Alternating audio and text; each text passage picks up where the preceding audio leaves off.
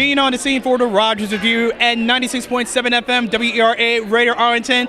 This next guy I keep running into at red carpets for some reason. I ran into him at the National Hispanic Foundation for the Arts. This is my second year I've run into him. He was at one of the big events. I think it was the National Memorial Day concert, and then the Arts Gala a couple years ago. I'm everywhere. Yeah, you are everywhere, and you're now in How to Get Away with Murder. Esai Morales. So can you tell us who did it? You're going to find out. All right, we will wait. Last season we know that, somebody had something to do with it, ordering it, and I'm getting ready to do the next episode where it gets real. Nice. So how does it feel to work with that amazing cast? I talked to Benito, who was ADA Todd Denver, and now you're in part of the cast. How does it feel to be part of the cast? It's amazing, yet I do have one regret. What's the regret? Well, I love working with Laurel, my daughter, Castillo. Yes. Her character is just wonderful, and to play her dad with all those kind of, facades, great loving dad, businessman, government,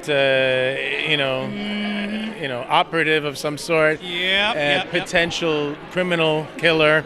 I mean, my only regret is that I haven't had any scenes with Miss D. Viola Davis, yes. Yeah. I haven't had scenes with the rest of the cast, but I love that Benito, myself, and Jimmy. Yes. I mean, we should call these the HTGAWM awards, because all three of us are working on that show, and that wasn't some sort of political plan. It just happened to be there. Well, speaking of political, all three of you were also presidents of the United States at one point. I know. I guess coming to DC kind of helps, because it's a subset. It's a world. It's a subculture, DC.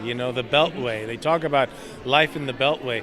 Yes. And it is. And there's a certain, kind of vibe to Washington. Mm-hmm. And it helps being here a lot, understanding politics and the nature of, statesmanship. Absolutely. There's subtle things that you don't always actively portray. Mm-hmm. But you've been there, so you kind of know how it feels within.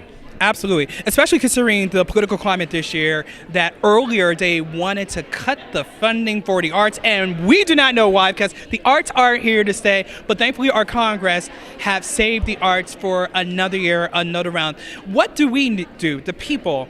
What would we need to do to keep telling them that we still need the arts, no matter if you're here in a big metropolis like Washington, D.C., or some small town like Ottumwa, Iowa? What do we need to do to keep fighting for the arts? Well, step up, write letters, tweet, emails. The fact is, if your representatives don't know you care, they won't care either. Mm-hmm. They have to know you care. Art, in general, is something different than business. It's different. It's not quantifiable. It's not just something you throw money at and walk away from. Yeah. You have to know what to do. You have to know who to fund.